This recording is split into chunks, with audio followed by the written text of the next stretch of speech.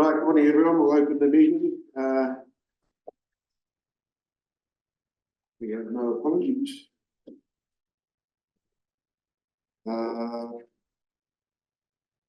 Declarations, any declarations of conflict of interest? Right. No declarations of conflict of interest. No public forum. We did have Mr. Pettit, there was a mix up in the registration, so we have just had an informal chat with him for the meeting. Matters lying on the table, no matters lying on the table. Sorry, can you just clarify who that was? Oh, sorry, Brendan. Rick Pettit, he came in, he thought he had registered, but there was a mix, it didn't happen. So what we did, I'll tell you, I'll update you what he had to say later when the agenda item, but yeah, appreciate it. we just had a informal, the councillors here, we had an informal chat with them before the meeting to hear what he had to say, okay? It was to do with the Southern Corridor, the whole transport, traffic and planning issue for the Queenstown Basin, okay? Okay, thank you. Confirmation of the agenda. The agenda's in front of us. Anybody want to change anything? Otherwise, I'll move that we. Just Chair, on the agenda summary page, it's got some page numbers incorrect. Oh, okay, let's sort that out.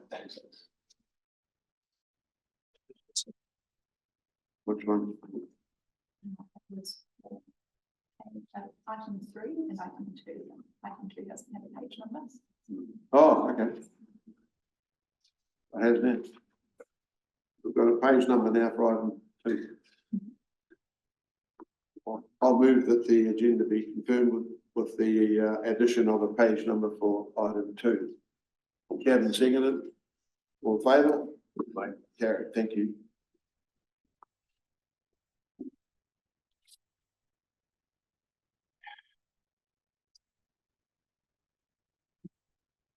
Right, the minutes of the meeting held on the 30th of July 2024.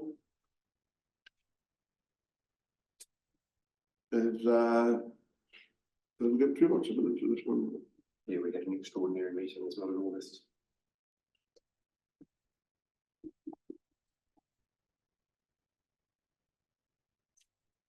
Oh yeah, okay. So the minutes for the 30th of July. The public minutes of the 30th of July Planning and Strategy Committee meeting be confirmed a true and accurate record. Someone move that. Gavin moved, seconded by Melissa. Any discussion? All in favour? Aye. Carried. Okay. The minutes, the extraordinary meeting on the August the 15th. The public meeting minutes of the 15th August 2024 extraordinary Planning and Strategy Committee meeting be confirmed as a true and correct record.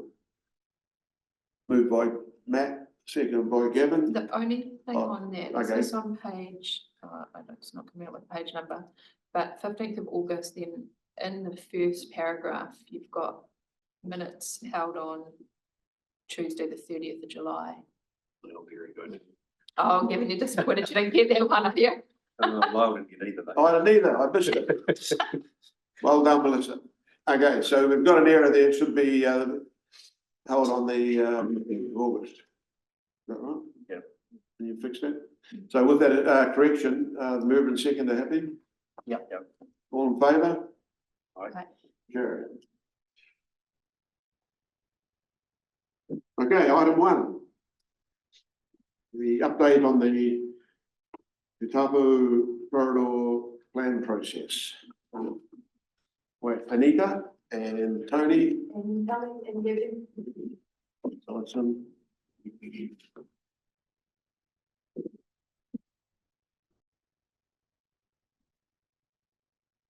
So thank you. I'll take the report as read. So this is just an update on one of the key topic areas of the structure plan process that we thought we'd like to bring to the planning and strategy meeting to discuss. And what it really does is bring to light Tony's work over the last probably 6 years and just use it as a really good case study of how it's happening. So what we've found is obviously the network down there is already under pressure with existing zone development and particularly obviously during peak times. What we have is quite significant zone capacity in Calvin Heights. We also have the ski field, which is growing. So, and we have Coneburn industrial area. And we also have the growth of Kingston coming in there. So it is a significant node of growth. And so what we're looking at the moment is without even a secondary bridge, obviously there are network issues. What we're doing is we've committed to working with all the significant landowners down there, looking at what sort of commercial activity and community activities we could get down there to make it more self-sufficient, to stop that movement. Traditionally, we've seen development happen where it's just assumed that people will move from where they are to Frankton and Queenstown. So what we're really trying to do is harness that, working with the Ministry of Education, seeing if we can get some school sites confirmed, really promoting active travel and connections between the developments and those sorts of things. We also need to look at the public transport and active travel mode fares, an alternative bridge crossing that's been discussed in the past, and as part of, and also potentially some staging and triggers. Now, also in terms of the fast track consent bill, so I'll just swap. There have been some updates since I've written my report. So originally when I wrote my report, the 3 ministers were able to sign off fast track applications. That has since been removed from the legislation. So now the step is you can put your fast track application to the minister bishop will review it and then hand it to a panel, and the panel will make the final decision. So it's no longer with the 3 ministers to make that final decision. So it's currently with the Environment Select Committee, and they're expected to report back to Parliament on the 18th of October, and government is expecting that to be passed by the end of the year. So we've just had some slight updates. Okay, do you want to talk, Tony? This is mainly, well, it's good to get an update on this project. It is obviously one of our most significant things we need to get sorted. We've got a lot of pressure obviously coming from different angles. We've got from developers wanting to get on with work, on with development. We've got, on the other hand, we've got pressure on us wanting to provide more housing in the area. But if we can't do the transport or the infrastructure for it, what is the next step? You know, we've seen that we've written in there all the details, all the studies and everything, and we just heard from a member of the public, you know, saying that it's all very well putting in the bridges net, but where the problem moves further down, and you've seen all that, and you've got all that in your study. So it's just really, from my point of view, is understanding where do we go now then? What do we do? Stop everything, or do we? We've got a cunning plan to move on with it, working with the landowners down there. Well, first of all, I'll introduce myself. I'm Tony Pickard, the Strategy Planning Manager for Transport. I work across in the Property and Infrastructure team, so not normally in this forum. Here to support the report that's in front of you today. And I think this is the option, the best option available to us at the moment is to continue with the structure planning. Because at this time, we don't yet know a lot of the limits and capacities that we need to work to. There are other elements of Three Waters infrastructure that still aren't decided as yet. In terms of the transport, we need to understand what the mix is going to be within the development itself. So trying to understand what the ultimate level of housing, business, and that mix of use is really important in trying to understand how we reduce the demand on the external network, which is the network which is congested and gives us the problems. But it is a network issue. The network is not, issues on the network won't be solved by simply adding a second bridge. It's where that traffic is displaced to at that time. As we go on and receive more information, particularly relevant is the Regional Council's public transport business case, which has given us a 30-year plan. That tells us we can only go so far with public transport even because of the capacity of the network. So the more we learn, the more we can feed back into the structure planning, and that informs the wider spatial plan. So at the moment, the step forward is to continue with the structure plan. Before I open up for do we have any, okay, we're talking about the structure plan, and I've had a lot of discussion on this, and I think near the end of the item we start talking about next steps and timelines, but have we got, how are we going on the timeline, and noting that, you know, everyone wants to get doing something now, and I know you've got infrastructure involved now doing a lot of the infrastructure study on the wastewater and things like that, but have we got any upfront or high level indication of how you see it progressing in the timeline? Yeah, we're at the next meeting, we'll bring an updated timeline. We've been just waiting for our infrastructure team to get on board, and we also have natural hazards team on board. So we're really committed to working with all the key landowners. So we'll be able to provide that high level timeline at the next planning and strategy update. Okay. Questions for the team? Gavin? Oh, thanks. Yeah, I mean, there's a lot of work obviously going on here. It's good. I had a couple of questions. The report refers to, and it's referred to, you know, and other things as well, the capacity of the Calvert Falls Bridge, you know, being met or exceeded. And is it really the capacity of the bridge, or it's more the network either side of it, isn't it? I mean, the bridge is just a straight, well, a curved section of road, but it's, you can't get off it at the other end. So its capacity is also, I wanted to know too, where those peak figures or those figures were mentioned for the capacity of that section of road. They are presumably only at peak times. Do we have a understanding of how often that is, how frequent is it? You know, certain hours of every day, or is it certain days of every year?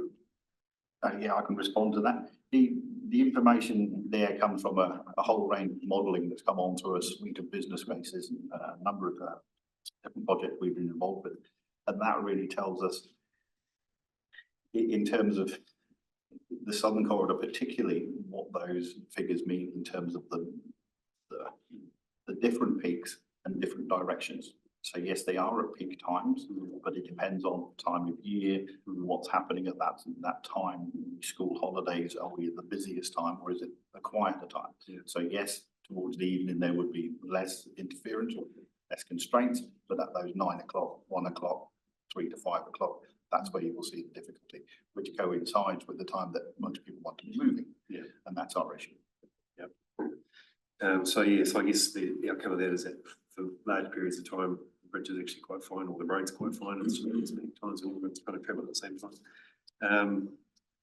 The other question I had was to do with the capacity of the residential development down in the Southern Corridor. There's a few different figures in the report.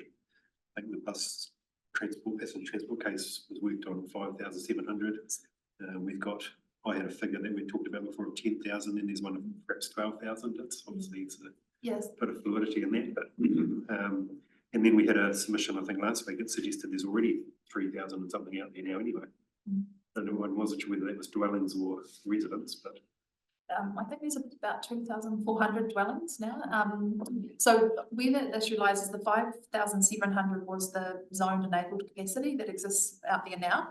And the difference in the other figures is when we did the spatial plan, we looked at a really broad high level view, and we said, okay, potentially there could be 10,000 houses down there, but that needed really to be structure planned to really find, you know, what was an efficient use, but also looking at all the different layers, natural hazards, landscape, ecology, you know, and that's where the structure plan comes in. It builds all those layers, and then we come to a point where we're saying this is the most appropriate output for that site, but also looking at engineering what's the most efficient to service things is also part of that picture too.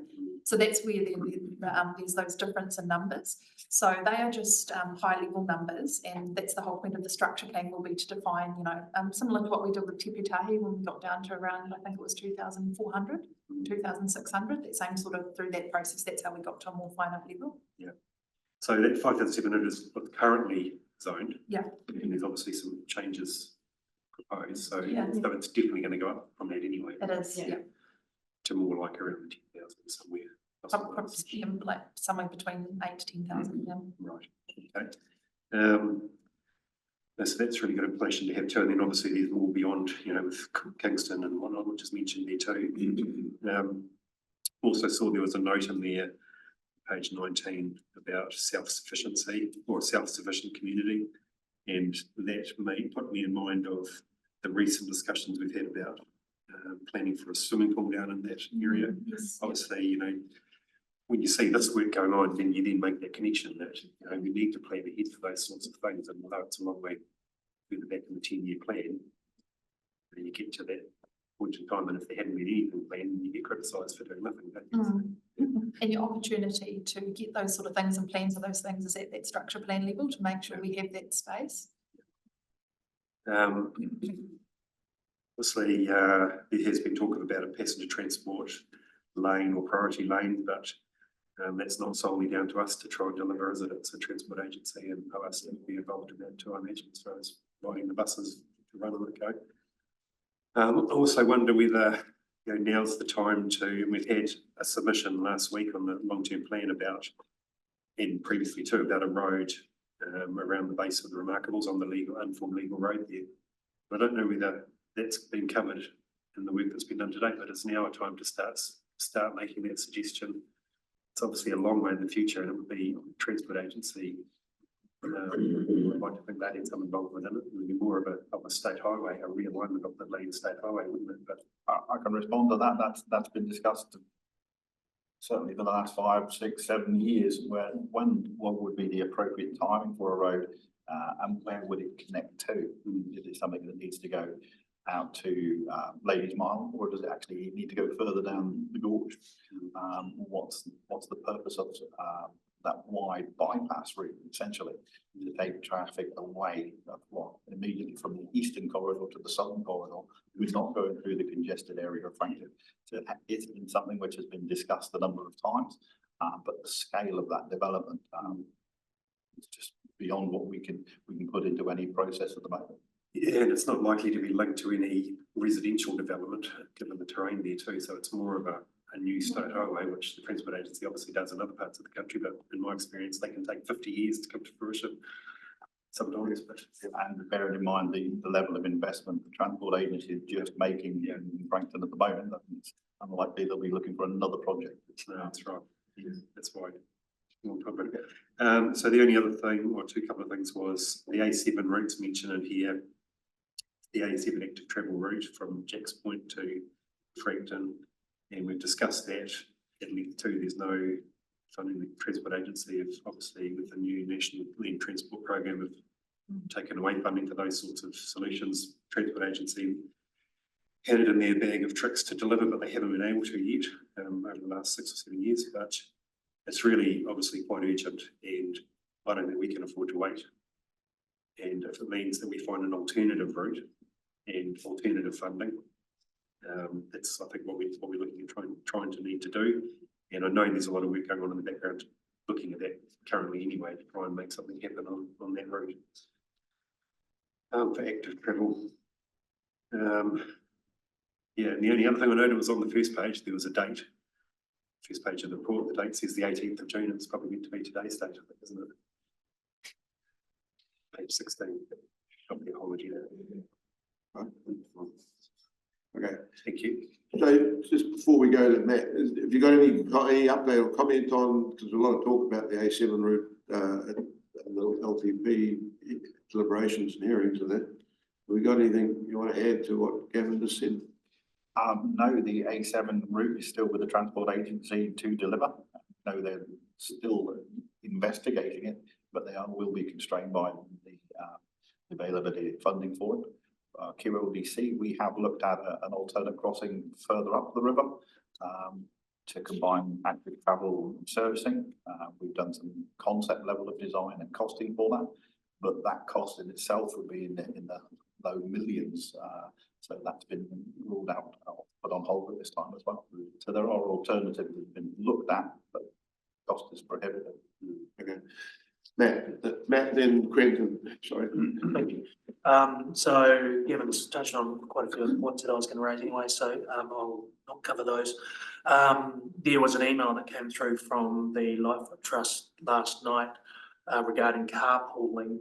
And I'm just wondering whether carpooling was considered in this data. I know it's not going to make a huge difference, but what they were saying anecdotally was there's about 70% of all the cars had single passengers in them during peak times, which fundamentally is a massive problem, I suspect. And is there a way we can use the information that we've had previously? I know council was involved in some of that, and Lightfoot Trust did some testing around carpooling.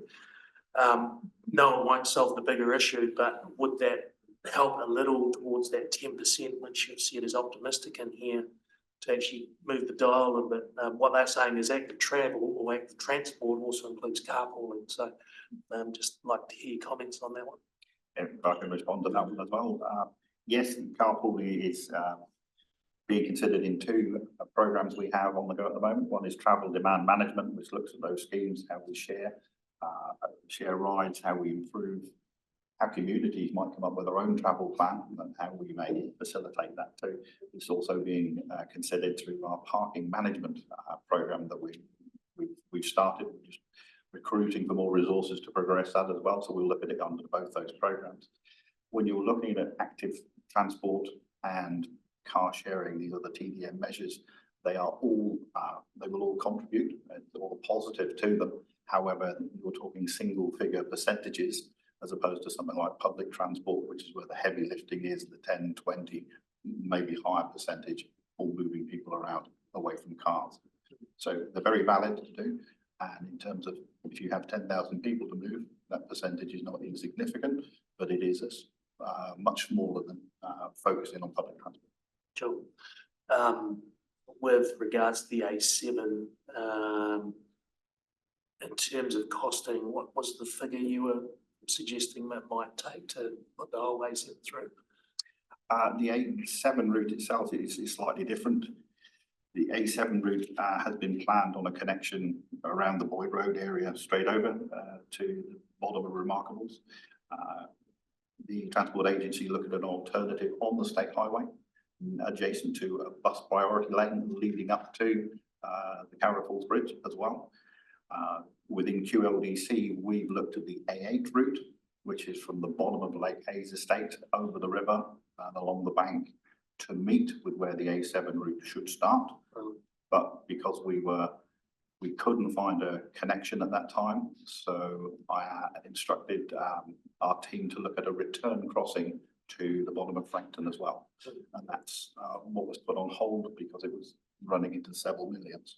And just finally, just for my knowledge here, do we have really strong data on traffic flows in terms of final destination, where the final destination is for the traffic that's moving up and down Southern Corridor? No. So that in my mind should drive, I guess, what we should be doing next and how we should be strategizing the next plan is where are these people going? Exactly right. Another program on in train at the moment is rebuilding our traffic model. The other one is a strategic level model, which isn't suitable, doesn't give us all the level of origin destination information that we need, and the new one we're about to build will give us a lot more. What sort of time frame would it take to? That's over the next couple of years. It takes time to gather the data for it, and it takes time to build that model. So NZTA to have that information, obviously. So NZTA, ORC and ourselves have a level of information already, or we base all our projects and our planning on it, but it could always be improved by more data. Okay, Quentin? Yeah, thank you. So, yeah, I mean, I note the summary there that we're at what, 1,200 vehicles per hour, maximum 1,500, capacity additional 600 to 900 dwellings. So what's the existing zone capacity of the Southern Corridor, Anita? I think there's for another 2,600. What's the current rate? Or I suppose when are we going to hit 1,500 vehicle movements an hour? Probably the next 2 years. 2 years, okay. So we've got, and have they projected what the impact of that would be in terms of level of service or network failure?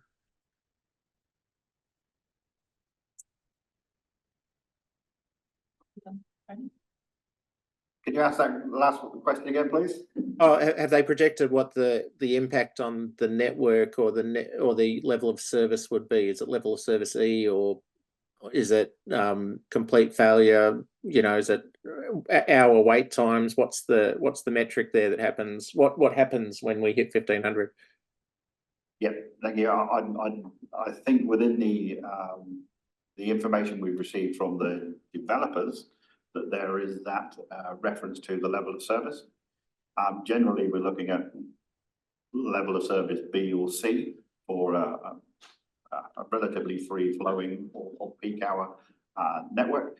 We are looking at down in the D, E, F range. So the scale goes A, free-flowing, to congested.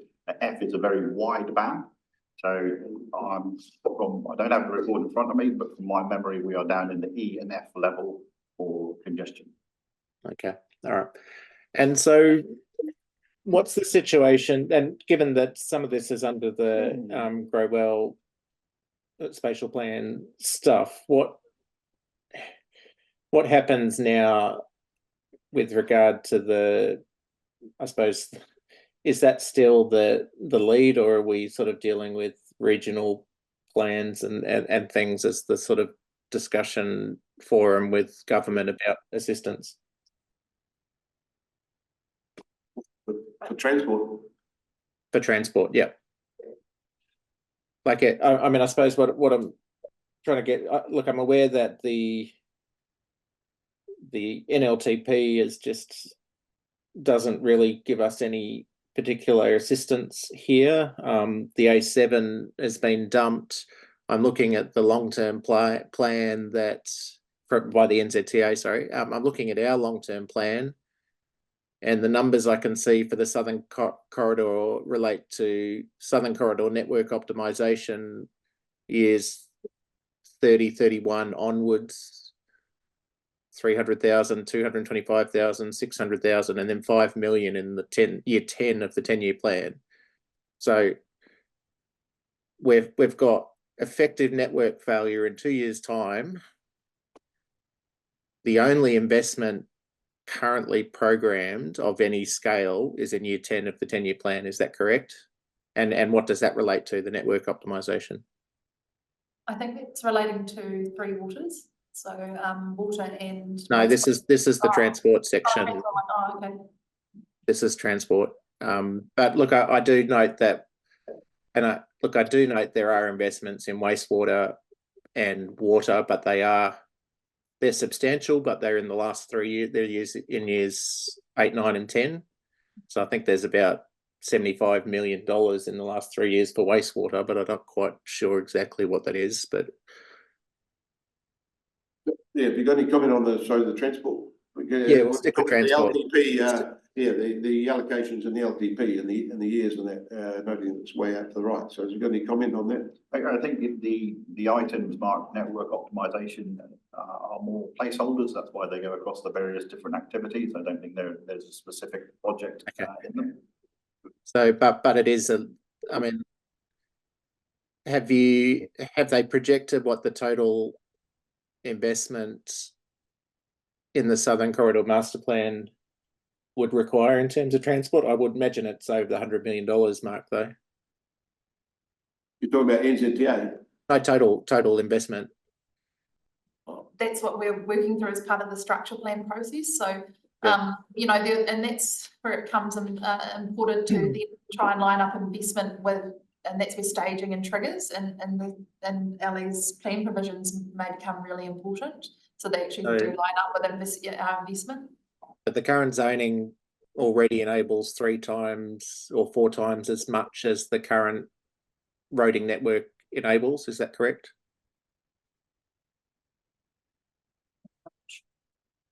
I believe, well, you said there was an extra 2,500, yes. 2,500. We're seeing failure at 600 to 900.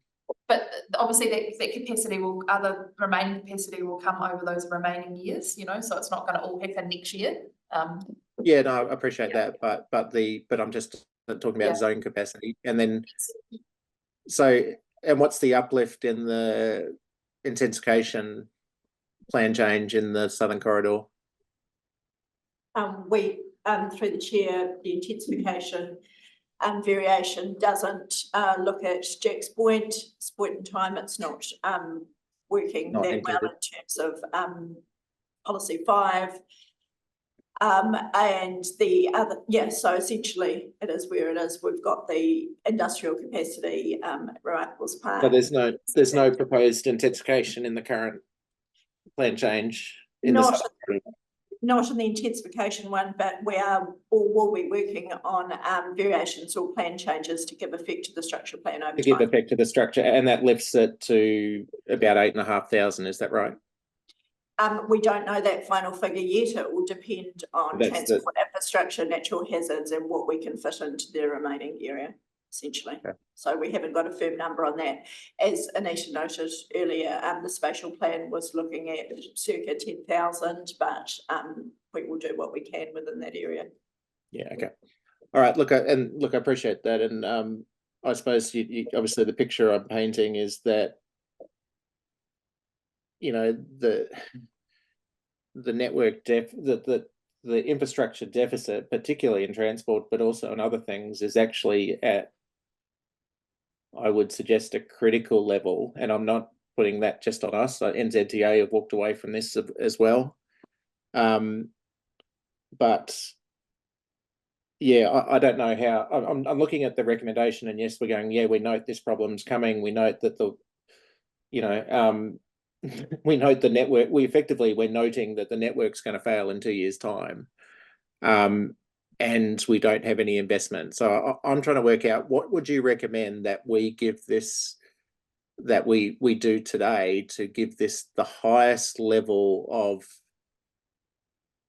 alert, or a critical, I don't want to use the emergency, but it is the critical deficit in infrastructure. How do we today, rather than just note the report, how do we highlight that as being a critical issue at the in the highest possible terms? Because, as I said, we're admitting that we're facing network failure in 2 years. We've got no answer. We've got no investment from the transport body. We've got no investment in our long-term plan that's going to help address that. How do we? Yeah, it's a good point. I'm going to come to the recommendation later, but that's a good point right now. Have you got any comment on that now? Or we could. Yeah, Tone, we've all talked about it a lot, but and you know, even say we were to move, you know, say this 3,000 to 4,000, 4,000 to 5,000 houses somewhere else, we would be still talking about a network problem. If we were to move it, you know, somewhere on the other side, we were talking about a single bridge network problem, you know, so this is a factor that exists. Yeah, we understand that. Yeah. Really, understand that. we come back to the wording on the, rather than, you know, we're raising the level of sort of, you know, if we use or concern the situation we're in. That's what you're talking about, isn't it, Quentin? Yeah, totally. I mean, look, as I talked about before, if we're to have a traffic light system on this, and I don't like traffic light systems, but you know, this would be a flashing red light with a siren on top of it saying we've got critical infrastructure failure and shortcomings in the short term, not the long term. And not just the long term. We've certainly got a long-term problem, but we've got a short-term problem. How do we highlight this? How do we alert all our partners in the strongest possible term to say that, look, we're in real trouble here if we don't come up with a solution? Okay. Got any more comment on that before we'll come back to that, Quentin? You got anything else, Quentin, at the moment? Not directly. I mean, look, I could talk about the same issues with water, or I mean, look, as I said, we're investments at year 7, year 8, year 9, year 10, even in water and wastewater. I'm not sure of the current situation, other than that it's not connected to Project Shotover. I'm not sure of what the water arrangements are, but I do. Yeah, just to reflect that at broad level, what I'm seeing is that we have a critical network infrastructure deficit, and we need to highlight that in a major way. Yeah, we need to identify that. And I think we'll come back to whatever raised before about the timelines and on the structure plan and with the infrastructure involved now in the next meeting. But we can come back to wording of the recommendation shortly, Quentin. Melissa? My question, on top of what other people have asked, is in the report talks about a second bridge crossing being further investigated. We talked about that the network is more of a problem. But who is investigating that? Is that us or is that NZTA? Or that's it's a mix at the moment. Okay, and the developers, yeah. Oh, and the developers as well. Yes, yeah. So the problem that with that second bridge is it could involve, you know, a number of upgrades to those existing roads, and then what does that actually do to rank the state highway there, and then what does it onto BP roundabout? So there's lots of potential network issues of that too.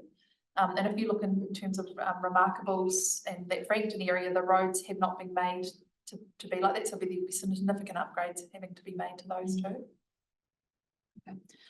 Second question was in the recommendations, 4B says public transport and active travel mode share. Is that mode share or mode shift? And I don't know what mode share is.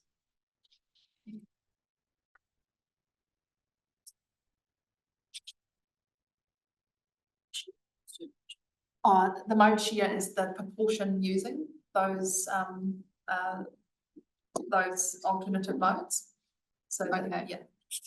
Yeah, so the mode shift will be the change, but the mode share is, you know, we need to be doing everything possible to encourage as many people as possible to be using public transport. That's the place we're going to see the biggest shift. Okay. So if we look at the public transport business case, we have grown a lot quicker than we thought. Mm-hmm. So we need to work with our partners to ensure that investment is happening in line with the growth out there. Thank you. Any other questions from? Just a couple of follow-up things. Don't want to dwell on them, but the things that impact behaviour, things like congestion charges and tolls and that, are they now starting to enter the planning framework or the strategic look at how we change behaviour? That the travel demand management program is basically around that behavioural change, and there's got several themes within it. One of those is road pricing. Okay. Another one was, we've talked a lot about transport. Just can you get an idea? Things have changed since with new policy statements, especially on natural hazards and stuff, and that seems to be a big one now down that corridor. You got any comment on that, Alison or Nita, on how that's impacting the structure plan? We're in the preliminary stages. We've engaged Becca to help us and the natural hazards team in terms of looking at the southern corridor and especially in regards to those greenfields locations, because that's where under the regional policy statement, which is the policy framework for natural hazards is largely sort of secure, so we have to give effect to that, and that sets a pretty strong framework along with the district plan of what we need to do for greenfield sites. So that's part of the work we're doing. Yeah, I haven't got any outcomes of that yet, but yeah, we are working on it. Yeah. So we've heard a lot on transport, and I understand you've got infrastructure involved now, looking at wastewater and the water side of things. I'm just trying to understand, getting back to a bit of what Quentin's point is that in the next meeting you're talking about more detail on timelines and where we're going, and I just want to get some comfort that how is the relationship with all the developers and the thing? Are we bringing them along? Have they got are they being able to put as much input in as possible?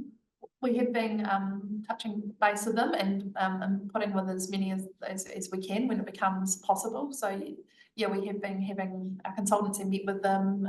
We're getting regular updates to each other. We're regularly meeting a group of developers. So okay, so and one of them in particular, I understood through when they are required to invest in the infrastructure, so that will come later once we've worked out through the structure plan.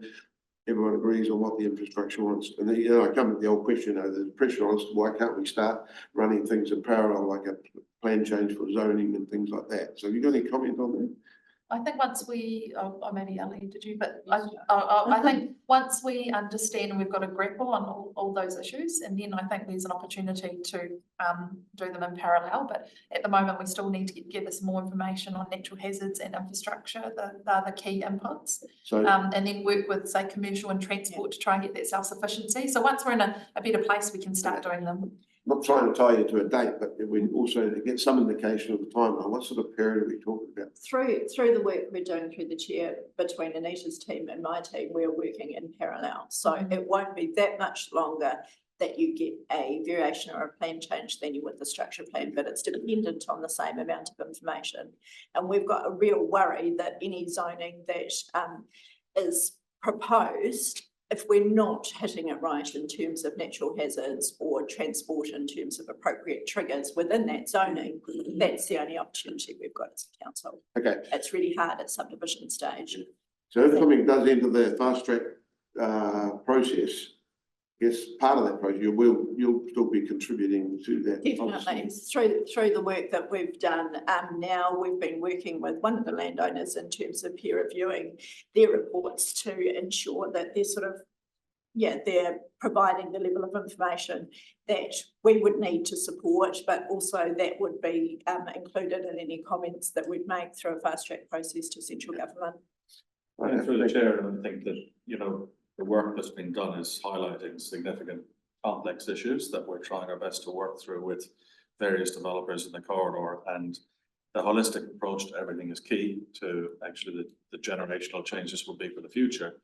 So the team is, you know, sticking with trying to ensure they get a full understanding of the entire area rather than focusing on one developer's need to develop to increase their own part in the southern corridor. So the key is really to have that patience to be able to get through this. We're working rapidly through. We have resources working on it at council to try to assist the developers as well as the developers assisting us with information. We are trying to work with the developers as much as we can to be as efficient as possible. Any other questions? Okay, so we come to the recommendation now. Note the contents of the report.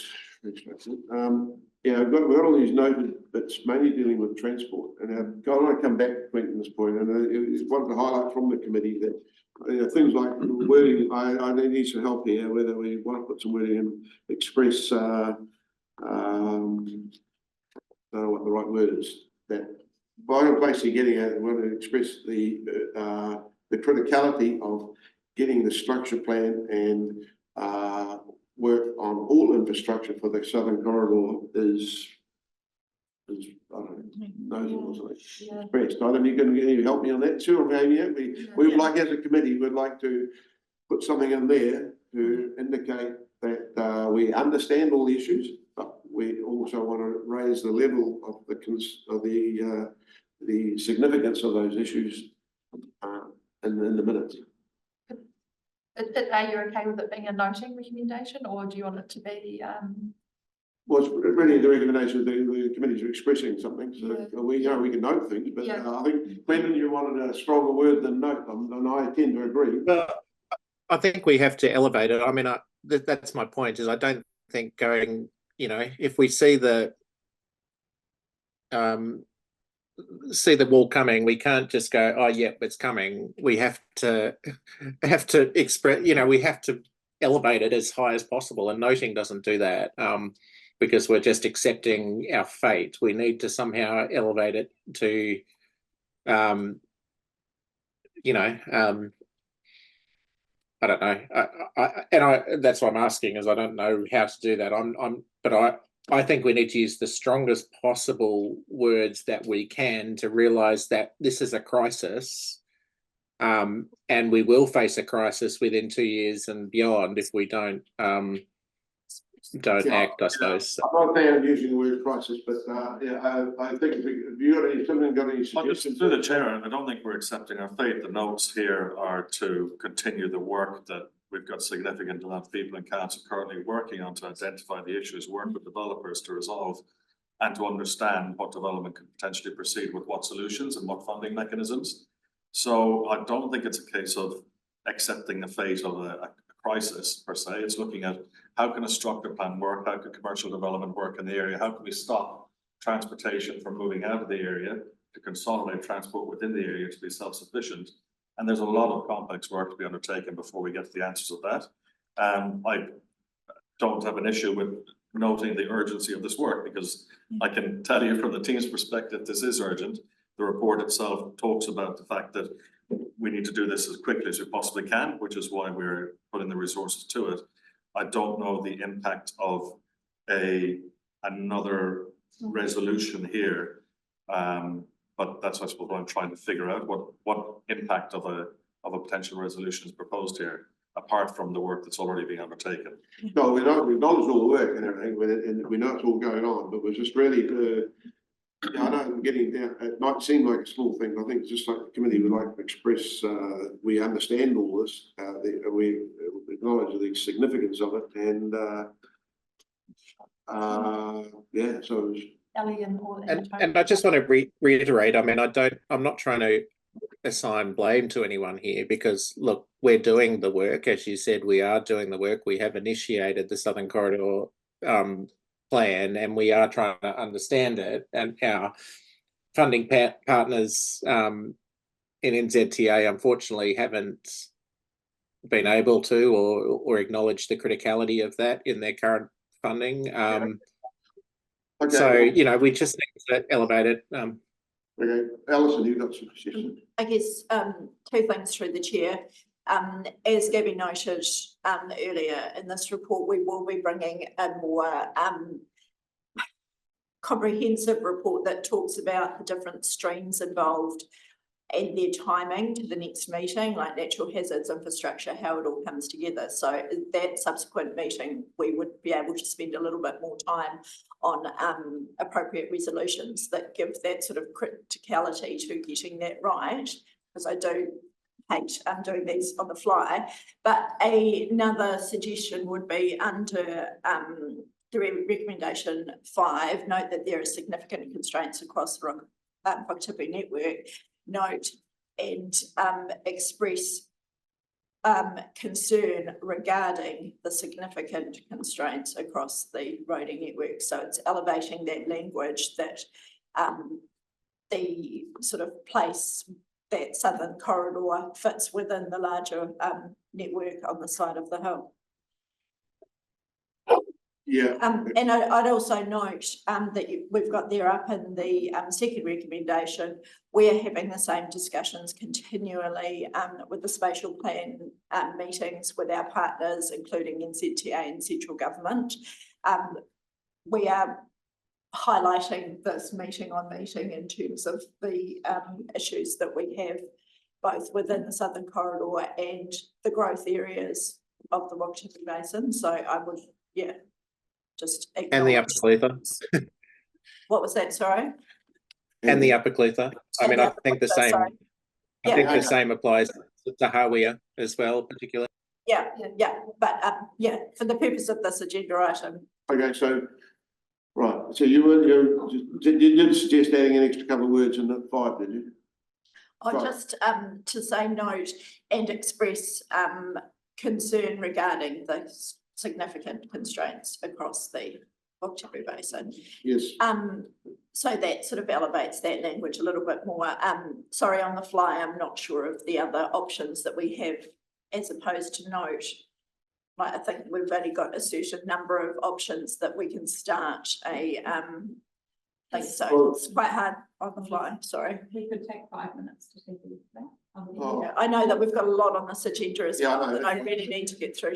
Maybe to add those words in there, I just don't know whether we want to. Is it actually The other option. go next? Is it actually needed, or can we Well- look at next meeting really crafting something that? Well, I put those couple of Elements. words that you've just suggested into the number 5, but the other thing is we could have added 6 saying that we will note that something what's happening in the next meeting, or a lot more further detail on these issues will be. Yeah. But anyway, I don't really need to go there. We're going to move on. We're happy to put those words in there to express our concerns. Yeah, look, I've made the point. I mean, I think we need to raise it at the governance group meeting on the 20th. I don't know whether that needs any change. Obviously, it will be. I like that. Okay. So, yeah. Right, yeah, we'll put that in those. We got that. We read that again. Note and express concern regarding the. Okay, that'll. Well, I was only going to make one little suggestion. Gavin. But you can rule it out if you want to. I was going to suggest, and then before we go, note there is an urgent need to identify how we're transferring this to the appropriate. But I don't know whether you want to do that or. Is it a suggestion? Well, okay. We'll put it in. So I'm going to move the resolution now. I'm not going to read it all. It's all written there. Gavin moved it. Barry seconded. Any further discussion? Yeah, I've just got a couple of things. So, All in favour? hang on. Oh, sorry. Oh, sorry, through the chair. Yeah. So just to sum up then, you know, I think the timing of this is really good because it highlights how unfortunate it is the current National Land Transport Program that's just been released this week, is that, with the reduction in funding for passenger and active transport, I think, in terms of trying to get a new bridge in this area, we're going to be waiting a long time for that. The thing we can do in the meantime is trying to get some of that mode shift onto passenger and active transport. Now, obviously, as we said before, there's no funding currently for the A7 route. Transport Agency hasn't been able to deliver it. I think we can't wait any longer. We've got people already riding and taking their life in their hands on the state highway. And I know there, like as I said before, there is other work going on behind the scenes for an alternative route and alternative funding to try and get something happening there sooner rather than later, because I think we simply can't wait for anything to be delivered for us. And it's a safety issue as well. Okay. So that's really what I want to say. Yeah, that's a good point. Any other? Just say to the A7, while there is a pain point here right now, it's probably the best time to get people on bikes using the active trail. So if you're ever going to do mode shift, now's the time. Okay, good point. Thank you. All in favour? Thank you very much, David. Acknowledge all the work you're doing. And Thanks. I know we're all, but you've got to keep moving. Oh, yeah. Okay, thanks, Anita. You're staying. I'm staying here. You get to see me. Joint housing action plan. And Anita, do you know that I went to Nature Sure. Trail Critical that yesterday? No, Yeah, it was. Emily, Emily. So. She never told me anything. Good morning, everybody. So I'll take the report as read, but essentially, this is an opportunity to provide comment on the annual Joint Housing Action Plan monitoring report. There's a requirement to go to both the governance group for the fire partnership, and also there was a resolution to take this report to full council. So the monitoring report meets those two requirements. We'll be taking it to full council on the 19th of September, so it's a very small window to provide any feedback or input into this report at this meeting. So welcome any comments or feedback, and I'll hand it over to Law. Just to clarify, then, recommend number 3, provide feedback that you talked about and input. So that's what we're going to be doing right now. That's right. Right. Okay. Right. Anybody want to start with some feedback? I'll start with Matt. one and then I might come in for another. I can't see what page it is, 36, I think it is. 1C, establishing evidence. And it says QLDC is investigating a cost benefit analysis for affordable housing in the district. I'm just wondering, do you think that that report might glean more knowledge than what we already have around the cost benefits? We were hoping that it would, and I'm not sure that it will. So we've been working with Schoenberg Club on that piece of work. Essentially, it hasn't been able to highlight anything really further than what we already had. We've done a bit of a literature review, which shows internationally there's a cost benefit ratio of around somewhere between 1 and 3. An average of 3. I think it was somewhere between 1 and 6 of the international ones, but because there's such different contexts around the rest of the world, it's really hard to compare. It's very difficult to calculate. So it does provide some insights, but really it's consolidating the sorts of things that we already knew. Right. Anything else, Matt? So might come back. I have a question about, just to clarify then, I'm just trying to understand the HBA housing business assessment, which we've been waiting, we're told yesterday it's going to be early next year. So that's obviously, once that comes out, some of that might be used in this plan at a later date. Is that work on? That's right. So that feeds into a few of the actions, and in particular the work on the future development strategy, and feeding into the structure plan processes. So wider things that do sit within the Joint Housing Action Plan. Yes. Okay, so let's have a couple more. The deeds you're working on, I don't know if you need any political support on, I don't know if that's possible on some of those, dealing with some of those people, but keep that in mind. The skills here is investigating cost benefit analysis for affordable housing in the district. So we're actually doing that, are we, or is that the housing trust doing that, or? So that was the piece of work that I was just talking. Oh, yeah, about sorry. just there, so that's the work with, Okay, Shanfield right. and, yeah. Yeah, the government partners facilitate engagement regarding the accommodation supplement, and it says there, in which there's no clear timeframes at this stage. Is that still true, or why not, or? That is still the case. I think as part of this new government's wider review of all housing support systems, they're looking at the accommodation supplement more generally alongside the whole range of housing support provided by central government. So because that's fallen into that much bigger piece of work, we don't have any clarity about how long that might take. Okay. One of the further down, it talks about investigate setting up a joint venture company to purchase and develop land to deliver affordable housing. Is that really one of our actions, or is that? That is one of the actions. It has not been prioritised, so there hasn't been any progress on that one. Many of the other actions which were higher priority that have been taken forward. So there's no real update to provide there. Yeah, I know the update, but I'm just wondering whether it's just, are we still serious about that? Okay, I'll leave it. Well, it's covered by the Urban Development Act. Okay. Yeah, so, and this plan is not just our plan, it's a plan with Okay. Kaingoa Understood. Part and the Community Housing Trust, so. Yeah. Oh, yeah. How's any ongoing regular meetings with Kotahu on identify opportunities as they arise? What sort of opportunities have they got anything? There haven't been any particular opportunities that have risen thus far, but we do meet with them regularly. And I guess one of the things with this plan is that a lot of the actions really do involve monitoring for opportunities. So, for example, another one would be about the way that we meet with developers who are interested in build to rent. And we might be looking for pieces of land that suit their needs and that sort of thing. So it's really about trying to keep an ear on the ground to see what's changing if any opportunities do arise. So when you mentioned that was one of the other things going to raise, has there been any discussion with developers on delivering that type of housing? There has been, unfortunately, none of them have progressed further at this stage, but there have been conversations, yes.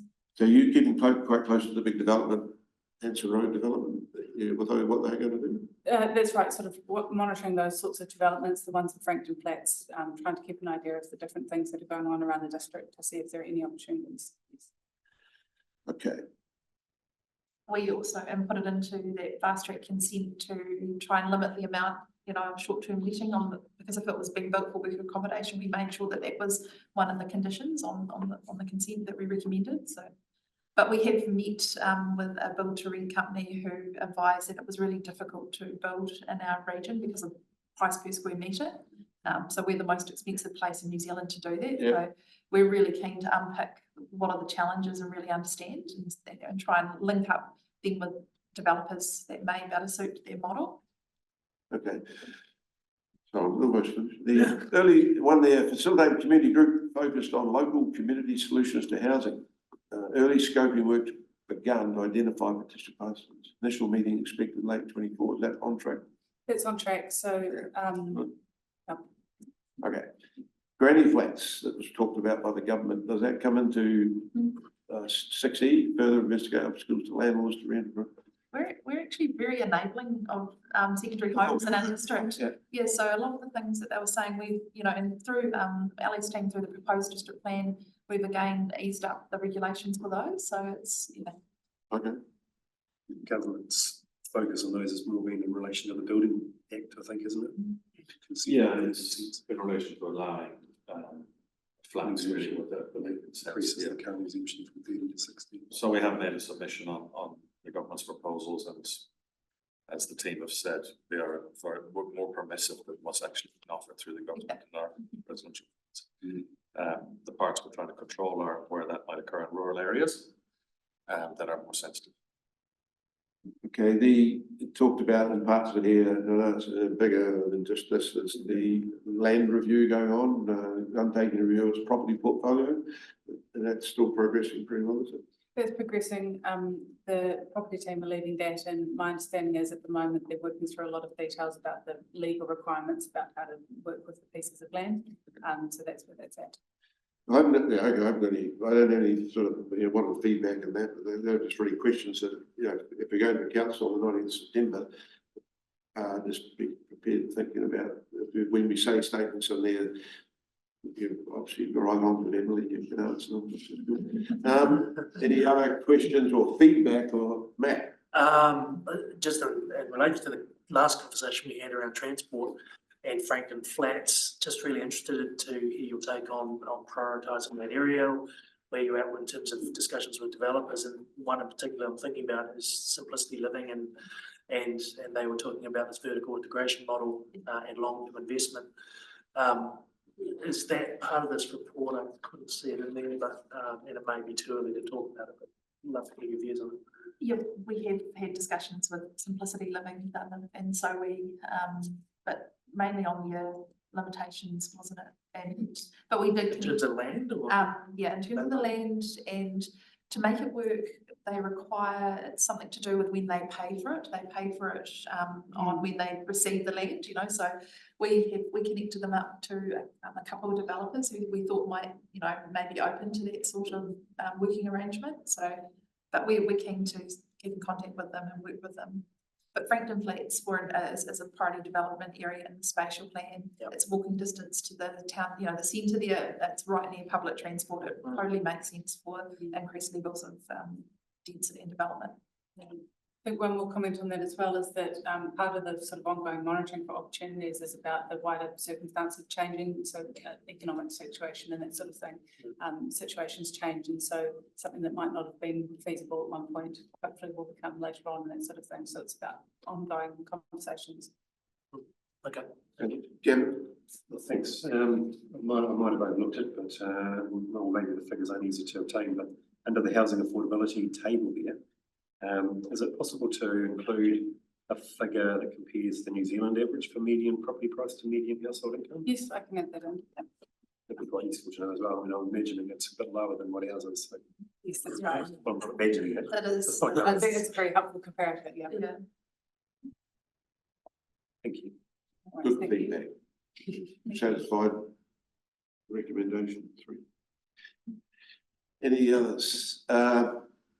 Yeah, just a comment for when you go to council, if you can, maybe just highlight a few things that maybe have been raised here, or you think are important to highlight in the introduction, just so that it's not just take it as read.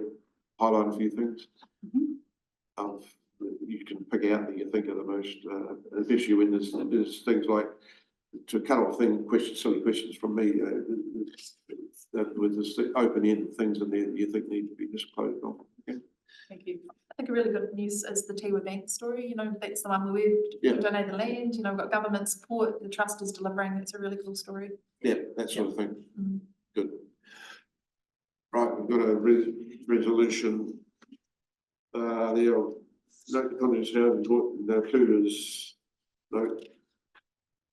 And we're glad to be joining developed by a whole lot of people. I don't know whether we still need 3. We've done that now. I guess that's up to the committee. Anybody think we need to leave that in there? Note the annual monitoring report will be sent to full council on the 19th of September. So I suggest we take out 3.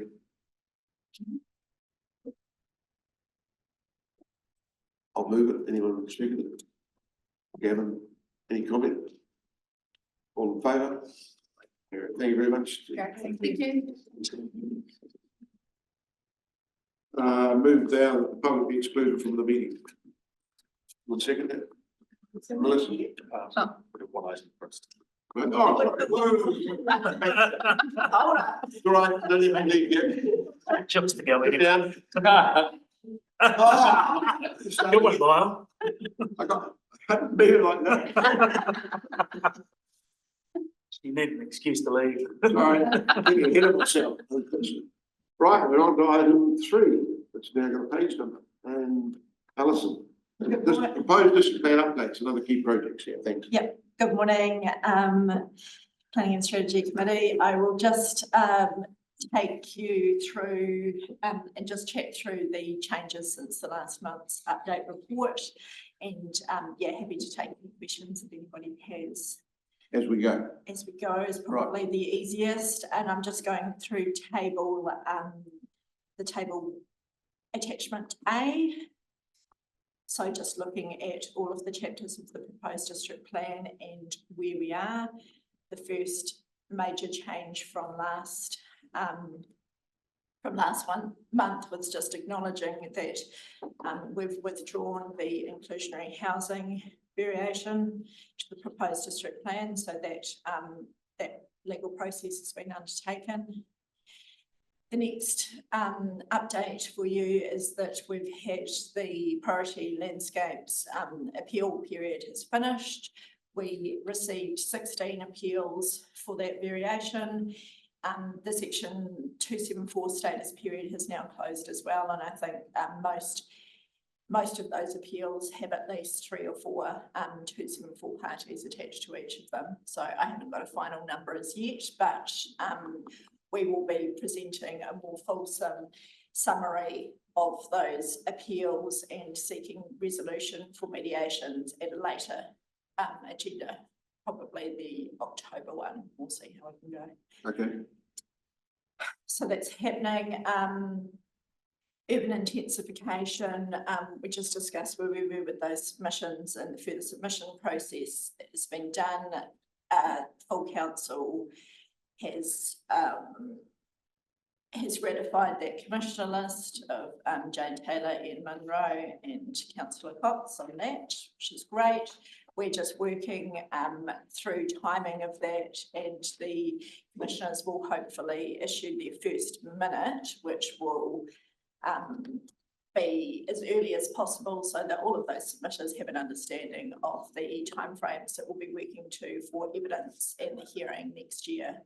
Looking at having the hearing in late May, I think is the latest, and we just work through that. One of the, I guess, critical tasks that we need for that is the housing and business analysis to be taken to council. So our timing is really relative on that as well. Upper Clutha landscapes process, we've just completed the clause 34 consultation process. We're just working through those comments now. I think we've got received about 12, so they'll be worked through and then look to re-notify that variation within the next couple of months. I haven't got a firm date on that yet. We were waiting to see what sort of consultation was received for the 34 process. Work's been undertaken within the team in terms of the special zone review, and I just acknowledged the discussion that we've had in both the agenda items 1 and 2 to this meeting already. Frankton Flats and reviewing Frankton Flats A, B and the Remarkables Park zones are pretty significant parts of the last stage of the district plan review, and how we look at density, transportation and how that network around the airport works are pretty important aspects of that. So just acknowledging to the committee that we're working quite hard on that, and we'll be coming back to you in a workshop later this year or early next year in terms of next stages for that work. We've also been undertaking section 35 monitoring for all of those zones, which will be presented and made available on the council website once they've been done. No other change for those other ones. And then other projects, as I note there, making the proposed district plan operative, but we'll be working in with that in the similar time frame to when we make Ladies Mile operative. Sorry to interrupt there. Yes.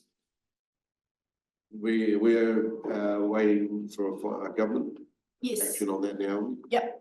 We've just been, we're in the process of answering a couple of questions in relation to the proposed provisions for Ladies Mile. And yeah, as soon as possible, we will hope to receive a decision. Can you just explain that to me a little bit more? Because I did see the letter come through. So They were waiting on a response from us, Yep. was it? Yes. Okay, and what was it on?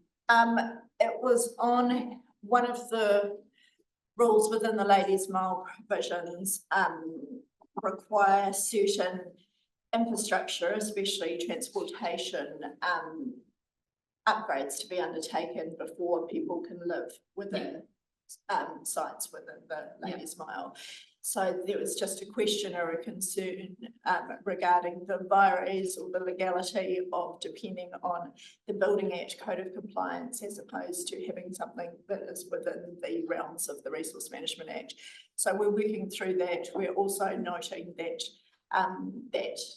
that way has been done both within our district planning framework and in other parts of the country as well. So it's not something that's new, depending on the Building Act, but just ensuring that we're recommending some really tight policy and rules around that. Is that our policy or central government's policy? Well, central government was testing with us Yeah. that we were satisfied that it was an appropriate wording that would work, and we'd be able to then issue resource consents and monitor them. So, okay. So, and was it just that point? And having the ability to make any recommendations for typos, numbering changes or anything like that, just to do that, which we could do anyway in terms of clause 16 or clause 20 of the Act, but it's a tidy process to do it all at once. Okay, so that's all they're waiting for, Yeah, actually. yeah, It and we kind of- should- it seemed quite dramatic, the letter saying we were not making a decision. Yeah, it did seem quite. I don't know, it was just my kind of Good take on it. So actually you explaining it has really helped Yeah, me do that. yeah. And I guess it does give a little bit of faith in terms of that process. that is working that well. process is Yeah. working and that those things will be in place before anyone lives there. Yes, that was definitely the intention, to make it happen. Yeah. So is that still with you? Yes, my team, and we will be getting back to the ministry as soon as possible. Yeah, we're nearly there in terms of that process. Okay, Gorge Road. Hazards, I don't know, we go carry on. Yeah, there hasn't been any Okay, significant nothing. change on that one, and the other one is the timing of the housing and business analysis will be brought to the first council meeting of 2025, and I think that's in early February. And then the last thing is just noting where we are with the appeals process to the proposed Otago regional policy statement. So we had participated in mediation for the freshwater High Court part of it last week or the week before. Listened to Dunedin for that, which I can talk about in public excluded. And the next stage will be mediations, which are beginning to be scheduled for the non-freshwater parts, which will start near the end of the year and work into next year. So an agenda item will be coming to the next Planning and Strategy Committee to ensure that we have the appropriate delegations to attend those mediations. Okay, Quentin? Yeah, look, it was just a question around the Gorge Road stuff. I mean, I am aware that this has obviously been sitting on our books for a long time. I'm just wondering, what is the program on the Gorge Road hazards? You know, in moving that forward. It is within our work that we need to be doing. We're working also with the Parks team in terms of some works on council land in terms of fencing for debris, which is happening at the moment. I think they're doing planning and design for that. So that is sort of a critical thing that we're waiting on, and then we will progress more that project and bring it back to council as soon as we can for some further recommendations. Yeah, just through the chair, I suppose another answer for you is we're actively working on it. We with the events that happened last September and the various things that were happening on the hillside there, we had stopped some work on the Gorge Road hazards work. We've got some discussions running with existing landowners there at the moment. We've talked to a number of the community there who've been asking similar questions recently about where we're at. So we're actively progressing that work now. And we'll be coming back to council on the basis of an original resolution back in June 22, I think it was, to do more work. So that's part of what Parks team are working on at the moment, and we're also looking to make certain that the hazard investigative work that we've done up there is robust, so that we don't end up going through the process of having to change things down the track. So we are actively working on that right now. Yeah, thanks. Right, Alison, you anything else? Attachment B, that's. Attachment B is just running through outstanding Yep. appeals, and they can be discussed in public excluded. Okay. Any further questions? The resolution is note the contents of the report and note the updates on timing and progress on projects undertaken by the planning policy team. I'll move that. Barry moved, seconded by Melissa. Any further discussion? All in favour? Against? Carried. Thank you very much. Now, Thank you. I'll move that the public be excluded from the meeting. Barry seconded. All in favour? Carried.